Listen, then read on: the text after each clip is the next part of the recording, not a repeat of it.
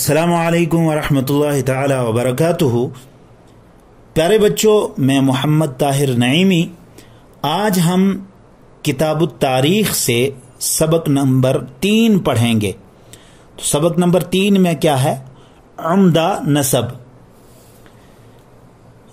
मखलूक खुदा में सबसे अफजल अंबिया अलैहिमुस्सलाम हैं और इनमें अफजल तरीन जो रसूल हैं और उन रसूलों में भी जो उलुल अज़्म हैं। उलुल अज़्म रसूल 5 हैं, अफजल तरीन रसूल हैं और उन रसूलों में भी जो उलुल अज़्म हैं, और फिर उनमें से जो उलुल अज़्म हैं रसूल वो 5 हैं। पहला नाम सैयदना मुहम्मद अरबी सल्लल्लाहु अलैहि वसल्लम, दूसरे हजरत सैयदना इब्राहीम अलैहिस्सलाम, तीसरे सैयदना मूसा अलैहिस्सलाम, चौथे सैयदना ईसा अलैहिस्सलाम, पांचवां सैयदना नूह अलैहिस्सलाम। इन 5 रसूलों में हमारे नबी हजरत मोहम्मद मुस्तफ़ा सल्लल्लाहु अलैहि वसल्लम सबसे अफजल हैं। आप अंबिया व मुरसलीन के सरदार और तमाम मखलूक खुदा में अशरफ व आला हैं।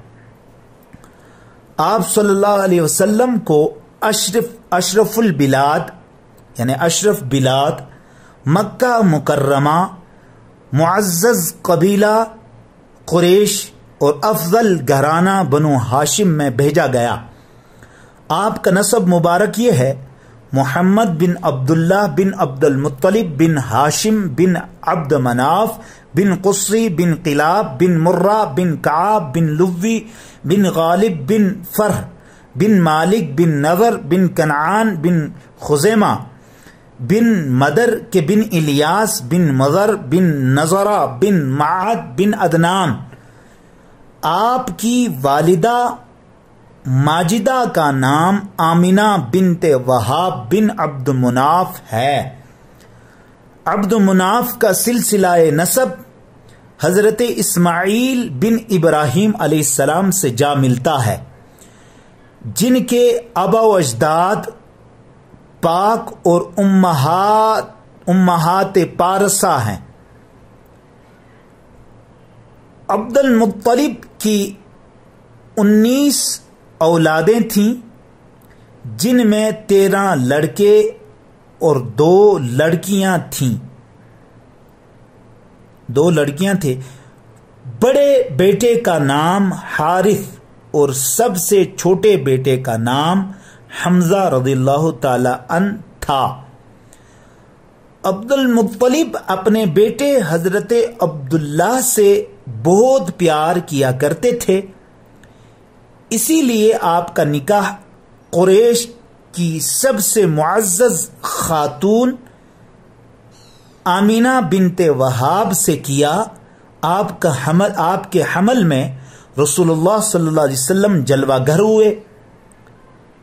हमल ठहरने के 2 माह बाद हजरत सल्लल्लाहु अलैहि वसल्लम के वालिद माजिद हजरत अब्दुल्लाह का मदीने में इंतकाल हो गया और वहीं मदफन हुए। ये हादिसा इन्हें इसी वक्त पेश आया जब वो शाम से तिजारत करके वापस हो रहे थे। तो प्यारे बच्चों, अब हम मानी की तरफ बढ़ते हैं। तो अल्फाज मानी करते हैं। अल्फाज क्या है? अफजल। अफजल के माने आला। उलुल अज़्म, अरबाब हमम, इसका माने है अरबाब हमम, या आप लिखेंगे साहिब जुर्रात। सैयदना, सैयदना के माने हैं हाकिम आला या आली मकाम। इनमें से दोनों में से एक लिख सकते हैं। तीसरा अल्फाज है अशरफ, तो इसके माने हैं बुजुर्ग। तो नसब सिलसिलाए खानदान, नसब के माने। تو اب ہم سوال و جواب کی طرف بڑھتے ہیں. جواب دیجئے. پہلا سوال ہے اولو العزم کون کون رسول ہیں؟ حضرت محمد عربی صلی اللہ علیہ وسلم، سیدنا ابراہیم علیہ السلام، سیدنا موسیٰ علیہ السلام، سیدنا عیسیٰ علیہ السلام، سیدنا نوح علیہ السلام. سوال نمبر 2، کس شہر میں ہمارے نبی محمد صلی اللہ علیہ وسلم پیدا ہوئے؟ تو آپ کو لکھنا مکہ مکرمہ میں. سوال نمبر 3، کس قبیلے اور کس گھرانے میں پیدا ہوئے؟ قبیلہ قریش، گھرانہ بنو ہاشم میں پیدا ہوئے. سوال نمبر 4، آپ صلی اللہ علیہ وسلم کی والدہ کا نام کیا ہے؟ حضرت آمینہ رضی اللہ تعالی عنہا. سوال نمبر 5، عبد مناف کا نسب کس پر منتہی ہوتا ہے یعنی ختم ہوتا ہے؟ تو آپ کو لکھنا ہے معد بن عدنان.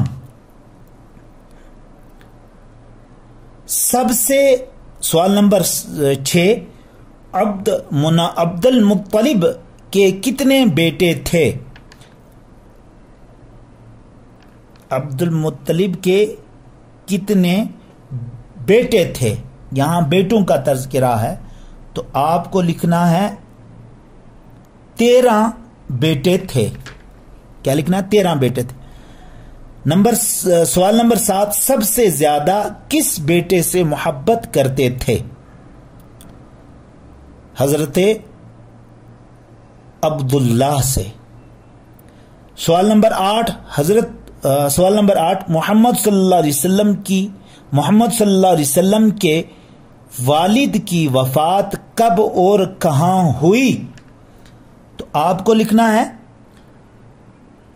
حضرت آمینہ ان کو جب حمل ٹھہرنے کے 2 ماہ بعد حضرت صلی اللہ علیہ وسلم کے والد ماجد حضرت عبداللہ کا مدینے میں انتقال ہو گیا. یعنی آپ حمل میں ابھی 2 مہینے کے تھے، حمل 2 مہینے کا ہوا تھا تو آپ کا انتقال مدینے میں ہو گیا اور وہیں مدفن ہوئے.